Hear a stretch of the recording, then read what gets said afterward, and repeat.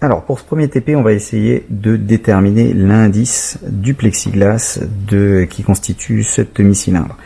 Donc pour ça, on va envoyer un laser et comme vous voyez, le faisceau lumineux est dévié de diverses manières en fonction de l'angle qu'il y a au niveau de l'interface entre l'air et le plexiglas. Et puis il y a un comportement qui va être différent selon qu'on démarre dans l'air, dans cette situation-là, ou dans le plexiglas, dans cette situation-là. Au bout d'un certain angle, vous avez une réflexion totale du faisceau à cet endroit.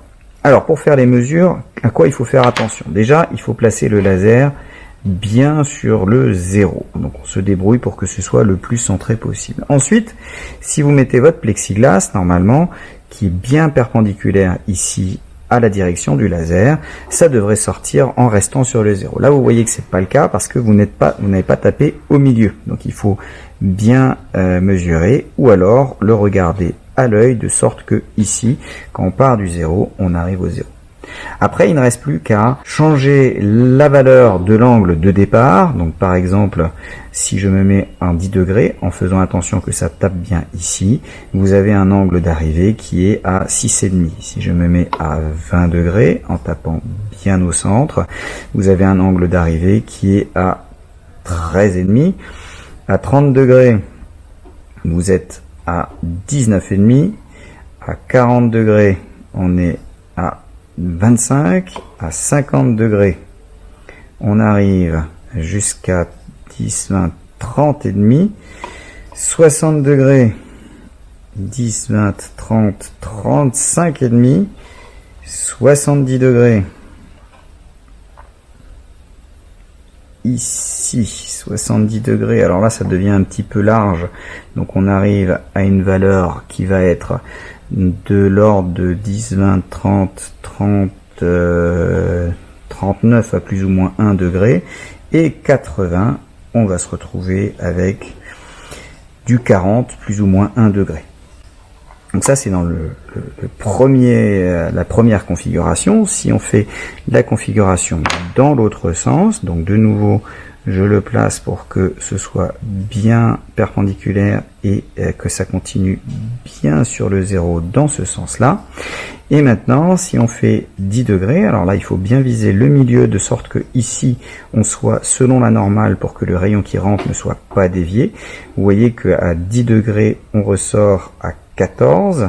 À 20 degrés, en tapant bien au milieu, on ressort 10, 20 à 30 degrés. À 20 à 30 degrés, on est à 46, commence à augmenter. À 40 degrés, on ressort à 50, 60, 72 et demi.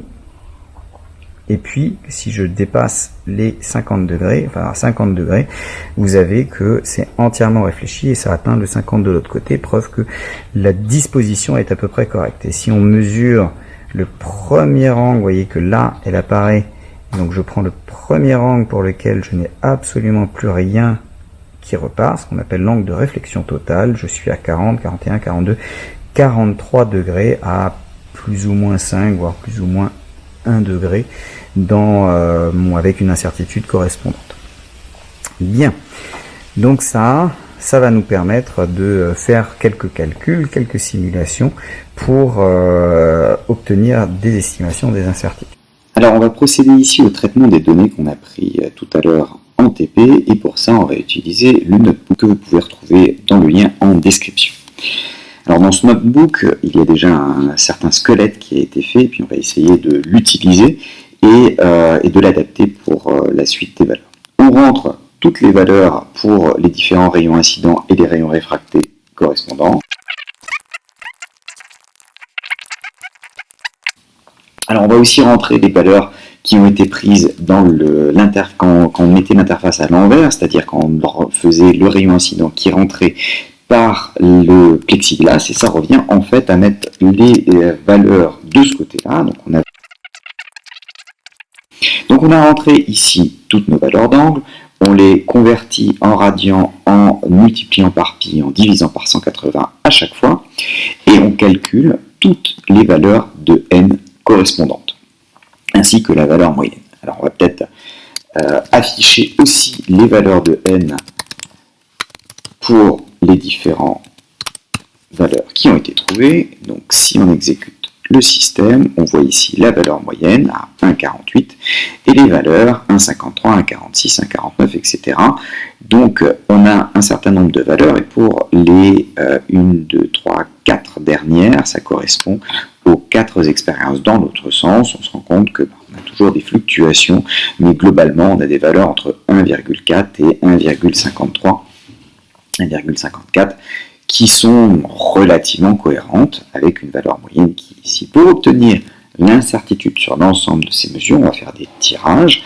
Alors ici, j'ai indiqué que pour toutes les valeurs, on avait la même incertitude en entrée et en sortie. On peut peut-être mettre une incertitude en entrée de 0,5 degrés. Et on fait les tirages correspondants. Alors dans ces tirages, qu'est-ce qui se passe? On définit une liste vide. On fait n, grand N tirages qu'on a pris ici égal à 100 juste pour montrer.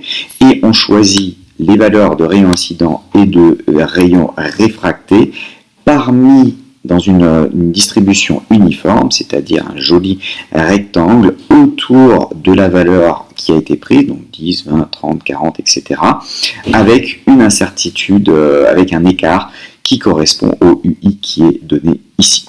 On calcule à chaque fois l'ensemble, puisque là, vous avez autant de valeurs uniformément réparties aléatoirement autour de celle-ci qu'il n'y avait de valeur initialement ici. Donc on calcule de nouveau la liste des n correspondants et on stocke la valeur moyenne. Quand on demande de faire un histogramme de représentation de ces valeurs moyennes, vous voyez que cet histogramme prend une tête de courbe, mais comme on n'a fait que 100 valeurs, et bien de temps en temps ça a une bonne tête de courbe, mais si on le refait plusieurs fois, ça change à chaque fois. Donc on va faire un tout petit peu plus. On va rajouter 3 zéros. Hop.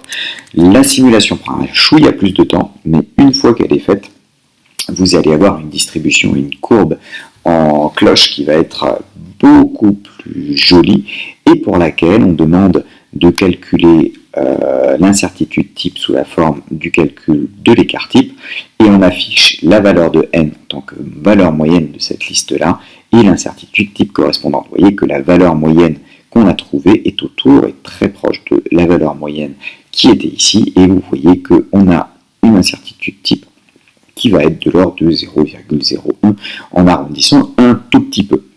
Donc cette méthode vous permet d'obtenir les valeurs correspondantes et permet de vérifier qu'effectivement les mesures dans un sens ou dans l'autre vont donner des résultats qui sont cohérents les uns avec les autres. Alors si on veut savoir si les différents groupes sont cohérents les uns avec les autres, il va falloir noter les valeurs qui ont été faites par les différents groupes. Là on avait une tournée d'essai. Si j'en crois les valeurs trouvées ce matin,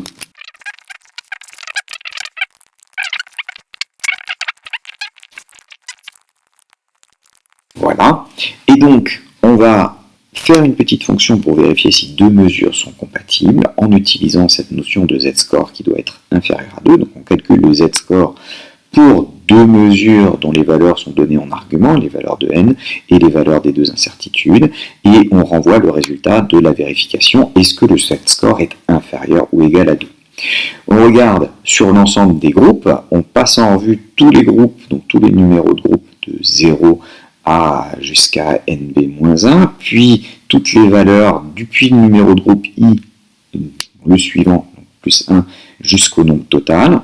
On regarde les valeurs de n correspondantes, les valeurs d'incertitude type, et si jamais les deux ne sont pas compatibles, donc si c'est non compatible, alors on met un message d'erreur en donnant le numéro de groupe, et comme les numéros ici ce sont les positions dans les listes, donc ça commence à 0, et bien pour avoir des numérotations globales pour des groupes de 1 à 9, on rajoute un petit 1 sur la valeur de i et sur la valeur de j. Donc qu'est-ce que ça nous donne ? Eh bien on remarque qu'il y a en fait un groupe, le groupe 3, et les groupes 6 et 7 qui ne sont pas tout à fait d'accord, et puis 6 et 8. Donc on a ces groupes qui ne sont pas compatibles. Alors si on regarde le groupe 3, 1, 2, 3, vous voyez que le groupe 3 c'est celui qui a la plus grande valeur. Donc effectivement on a une des valeurs extrêmes. Les groupes 6, 4, 5, 6 et le groupe 7 ont la même valeur ici, donc c'est assez normal que l'un et l'autre ne soient pas d'accord. Et donc le groupe 6 n'est pas d'accord avec le groupe 8, qui est ici, qui a aussi une valeur relativement importante, c'est la deuxième valeur extrême, alors que le 1,450 c'est la valeur extrême à gauche, parmi les valeurs les plus faibles. Mais vous voyez que le groupe 7 a estimé une incertitude type plus élevé que le groupe 6, ce qui fait que lui peut être en accord avec celui-ci, alors que celui-là, qui a estimé une incertitude plus faible, ne va pas être d'accord avec l'expression que vous avez pour le groupe 8. Donc ça nous permet de vérifier si les groupes ont bien travaillé. Effectivement, mis à part les valeurs extrêmes de chaque côté de la distribution, donc les plus grandes valeurs de n et les plus petites, l'ensemble semble bien compatible et compatible avec les incertitudes qui ont été calculées. Et là maintenant on va mettre le bloc de plexiglas à ce niveau-là, à 45 degrés. Et si on le fait à 45 degrés, vous voyez que ça ressort parallèlement à l'axe. Alors ça peut être intéressant justement d'utiliser ça dans ce sens-là, puisque là vous voyez qu'il y a un certain décalage.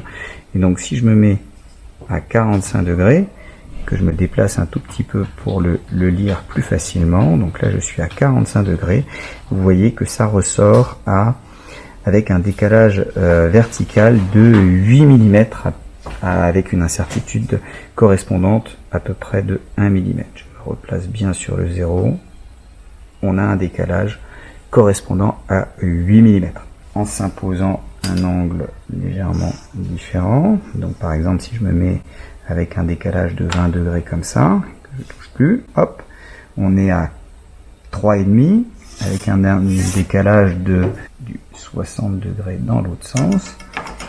Ici, vous êtes à 1,25 avec une incertitude correspondante d'un demi-millimètre. Donc avec ça encore, on va pouvoir faire quelques calculs pour obtenir une estimation de l'incertitude type sur la valeur du plexiglas, et puis en supposant que ces deux-là soient le même plexiglas et donc avec le même indice de réfraction, on va pouvoir obtenir et vérifier si les deux mesures sont compatibles. Alors prenons l'exercice des lames à face parallèle. Donc, pour les lames à face parallèle, on donne, parce que le calcul est un petit peu long, que le décalage entre le faisceau incident et le faisceau qui ressort, le décalage entre les deux droites, va être donné par cette formule qui dépend de l'angle incident et notamment du n. Alors, ça demande un tout petit peu de calcul. Si vous voulez, vous pouvez essayer de poser votre calcul, mais l'inversion pour trouver n en fonction de delta y me donne cette formule. Donc la question va être, comment est-ce qu'on peut essayer d'obtenir les résultats? Alors, on commence par noter tous les delta y que l'on a mesurés. Donc on va mettre ça sous forme d'un arrêt. On va donner ça en millimètres. Et ces valeurs en millimètres, donc on avait trouvé 8 mm, 3,5 mm et 12,5 mm, 1,25 cm. Les valeurs de I correspondantes, on refait de nouveau un arrêt. La première valeur c'était 45 degrés, ensuite on est descendu à 20 degrés et après on est monté jusqu'à 60 degrés. Il faut les convertir en radians, donc on multiplie par t, on divise par 180. Les incertitudes, le UY va être de l'ordre de 0,5 mm, alors que l'incertitude sur la valeur de l'angle, je n'ai pas été très soigneux dans l'obtention de mon angle, donc on va dire que c'est 1 degré à convertir lui aussi en radians, donc multiplié par pi et divisé par 180. Une fois qu'on a ces expressions-là, on peut utiliser cette grosse formule pour écrire. Donc, quand on a à chaque fois une grosse formule à écrire, donc on écrit que c'est n, c'est la racine de quelque chose. Le quelque chose en question, c'est un truc au carré plus un deuxième truc au carré. Vous voyez que cos carré sur la parenthèse au carré. Donc le premier, c'est le sinus des valeurs de i. Le deuxième, c'est le cosinus des valeurs de i, le tout divisé par la parenthèse 1 moins delta y divisé par e fois le sinus de i. I. Alors vous voyez que E, je ne l'ai pas défini. Si on fait la mesure, on a trouvé que ça fait 2,6 cm, donc ça fait 26 mm. On va tout mettre en millimètres et comme ça, j'aurai pas de problème, j'aurai bien la valeur de N. Alors une fois qu'on a ça, on peut regarder la valeur de N correspondante en l'imprimant et vous voyez que j'ai 1,43, 1,58, 1,41,8. Alors, on peut se poser la question, quelles sont les incertitudes effectives sur chacune de ces valeurs de N? Pour ça, on peut faire un tirage, là encore, sur une centaine de milliers de valeurs, et on va, cette fois-ci, regarder pour chacune des valeurs de N, donc faire une boucle pour l'ensemble des valeurs de N, et regarder à chaque fois combien on va obtenir. Donc, on va calculer en faisant un tirage à chaque fois pour la valeur de Monte-Carlo. Alors, j'ai pas bien choisi mon I puisque I est déjà là, donc on va prendre J et on va regarder donc dans la liste des I à la position J et on va faire un tirage entre I crochet I moins l'incertitude sur I et I crochet J plus l'incertitude sur I correspondante, comme c'est la même, on va supposer que c'était la même pour toutes les mesures. Donc j'ai une valeur aléatoire pour I, je vais avoir une valeur aléatoire pour delta Y. Et à chaque fois, j'ai la valeur, alors du coup, je vais définir une fonction qui me calcule ça connaissant I et delta Y, donc qui va renvoyer le N, puis je réapplique ça, et ça va me permettre de l'utiliser ici pour avoir le N Monte-Carlo, qui est l'application de cette fonction indice sur le I Monte-Carlo qui a été touché, et le delta Y Monte-Carlo qu'on va appeler DYMC, et j'ai besoin donc, pour chacune de ces valeurs-là de faire N tirages. Donc, hop, on passe là-dedans. J'ai besoin de faire mes N tirages. Les valeurs de N correspondantes sont celles mesure I, donc pour savoir laquelle mesure J. Alors, on va faire J plus 1, comme ça on aura mesure 1, mesure 2, mesure 3. Et là, donc pour chacune des valeurs, on va avoir normalement les valeurs. Donc on retrouve 1,43 qui est ici, 1,59 qui doit être celui-ci, puis 1,42 qui est là. Vous voyez que ça fluctue pas mal, mais on a des incertitudes sur chacune des mesures qui vont être un petit peu plus importantes, mais qui font que peut-être que vos trois mesures sont compatibles les unes avec les autres. Donc reste à savoir si la valeur trouvée va être compatible avec les autres, avec celle trouvée précédemment. Donc on demande par exemple si c'est compatible. Donc la valeur de N, par exemple la première, celle qui semble un petit peu éloignée ici, donc c'est N crochet 0, avec une incertitude du N crochet 0, et est-ce qu'elle est compatible avec la valeur qui était donnée tout là-haut, c'est-à-dire celle-là. Hop. Donc, on les prend, on les met ici, on remplace ça par une virgule. Hop. Et oui, c'est compatible, et donc la mesure est compatible avec le fait que les deux plexiglas sont bien faits avec le même matériel et donc ont le même indice.